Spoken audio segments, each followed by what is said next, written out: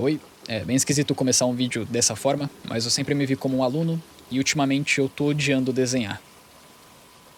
E enquanto eu falar, eu vou ficar fazendo alguns estudos de fundo, algumas coisas feias e outras bonitinhas, mas eu falei que eu ia trazer eu desenhando mais aqui, então é isso.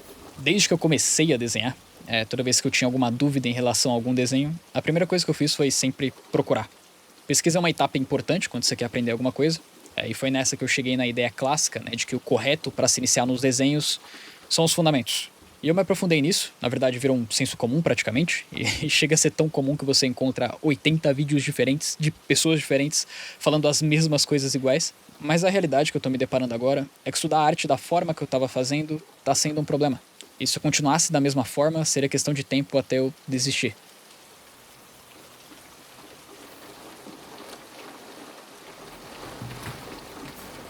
Recentemente eu comecei a conversar com uns amigos meus e uns artistas que são bem mais experientes para tentar enxergar o que estava rolando, né, fora de mim. Ainda faço isso, na verdade.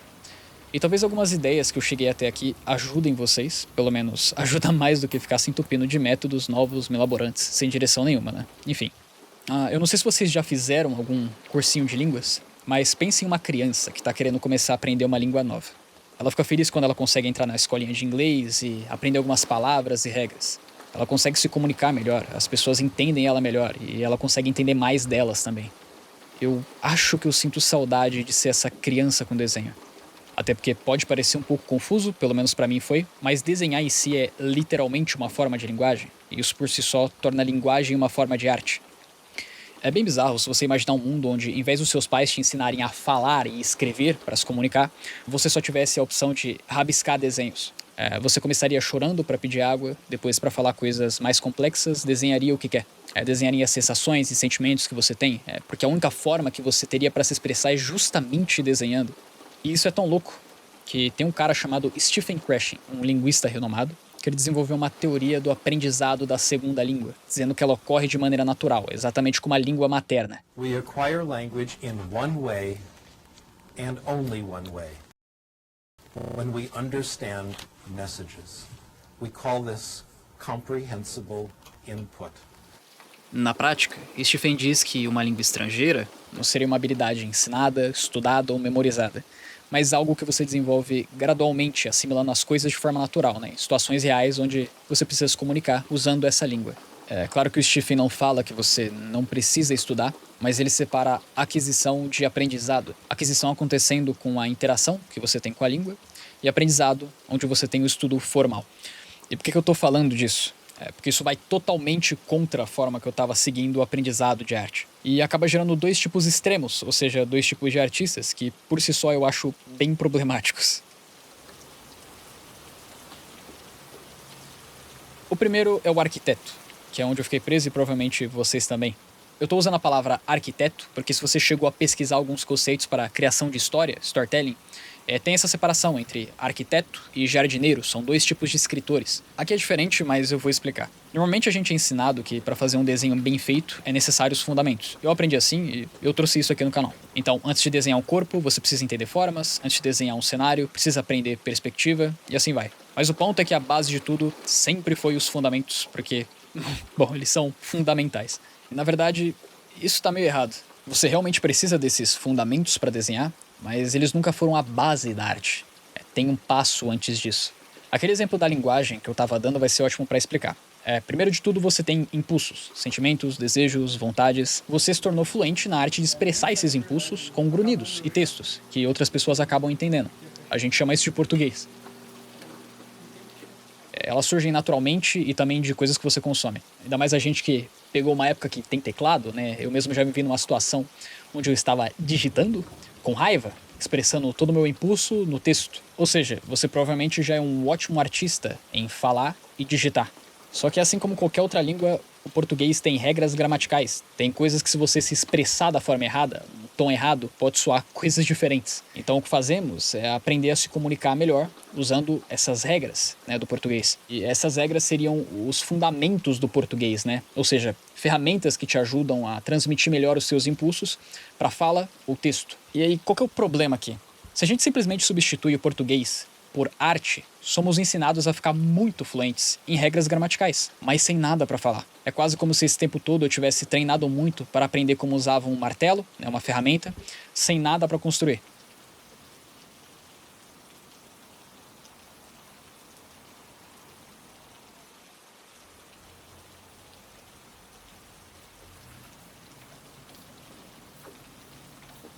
E, na verdade, dá pra você ficar muito bom com isso, tá? Muitos artistas que fazem ilustrações para empresas seguem essa ideia.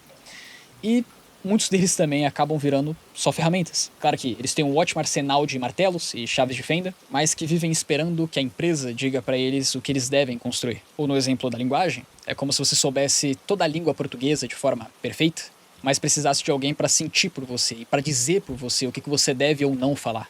E eu não sei vocês, mas sendo sincero, eu acho isso uma merda. Tem uma live de um artista conhecido que meu amigo que é mentor do curso, ele ficou revoltado e me passou. Na live, o artista fala algo como: "Nossa, eu adoraria pintar uma cena de um lago azul cheio de flores. Espero que uma empresa me contrate pra eu fazer isso."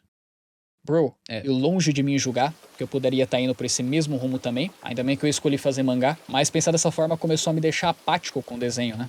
Com raiva mesmo, é como se a minha relação com a arte virasse uma obrigação bizarra e eu estivesse tentando a todo custo ficar bom em usar essas ferramentas que eu estudo tanto. Mas dentro de mim tivesse um eu, bem pequenininho, desesperadinho, perguntando: pra quê? Pra que estudar tanto se eu não tô usando desses estudos, né? Eu tava literalmente passando a carroça na frente dos bois, sabe? E um outro rapaz que me dá mentoria, ele falou sobre isso, né? A frase "quero ficar muito bom em desenho" não faz sentido algum, porque sendo o desenho uma ferramenta, é igual falar "eu quero ficar muito bom em martelo", tá ligado? Qual que é o sentido dessa frase? E o que muitas vezes a gente chama de medo da tela branca, ou bloqueio criativo, ou qualquer outro termo assim, a maioria vem justamente de traumas que você desenvolve, porque a relação que você tem com o desenho, ou seja, de expressar desenho, foi de muita pressão, né? De muita cobrança, de muita ansiedade. Inclusive, na própria teoria do Stephen, né, que eu tinha falado, para aprender uma nova língua, são coisas que impedem o lado do teu cérebro que aprende. Então é péssimo. Aí tu sente que treina muitos métodos e ferramentas, mas não tem nada para falar. E eu cheguei a um ponto muito crítico, cara, que eu fazia um traço e eu falava: "Não, pera, esse não é o melhor traço, vou fazer outro. Vou desenhar uma cabeça. Aí eu vou começar por um círculo. Não, não, não, pera, vou desenhar uma caixa. Não, melhor essa caixa aqui com uma linha no centro, uma cruz. Não, não, pera aí." E, cara, imagina o inferno. Ele só desenha a porcaria da cabeça, tá ligado? E esse é o mesmo estresse, pelo menos parece o mesmo estresse que uma criança tem pra falar em público. Ou conversar mesmo, né? Porque, sei lá, os pais não deram permissão dela se expressar em casa. Algo simples como conversar vira um estresse traumático, mesmo que ela deseje isso, mesmo que ela deseje se comunicar com os outros. Isso me soa muito familiar, muito idêntico à arte e à forma que eu fui lidando com ela até pouco tempo. E eu vou comentar o que eu fiz, né, o que eu tô fazendo pra melhorar isso, mas antes é interessante mencionar o outro extremo, o outro tipo de artista.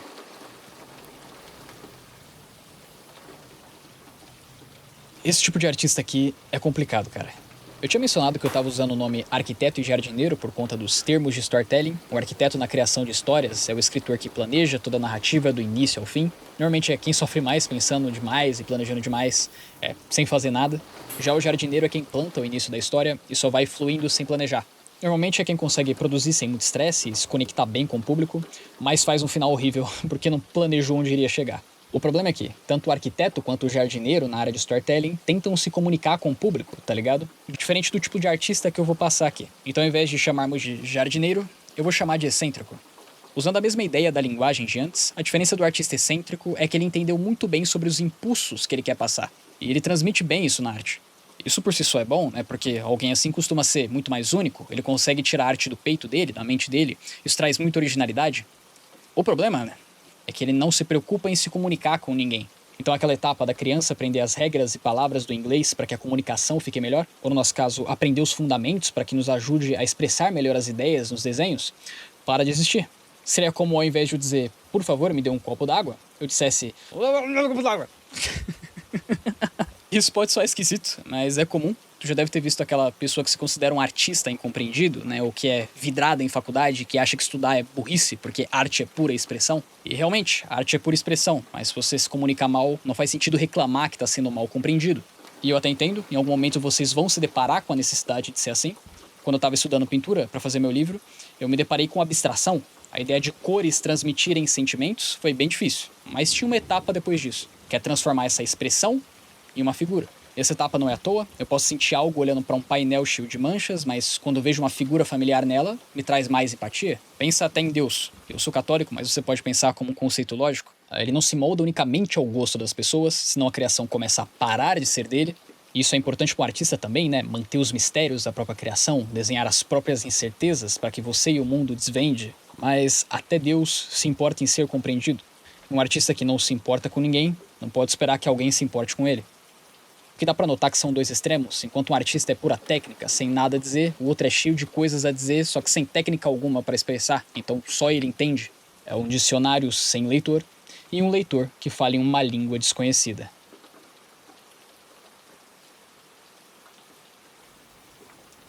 E bom, agora eu vou falar um pouco sobre como que eu fiz pra resolver isso, ou como que eu tô fazendo pra resolver.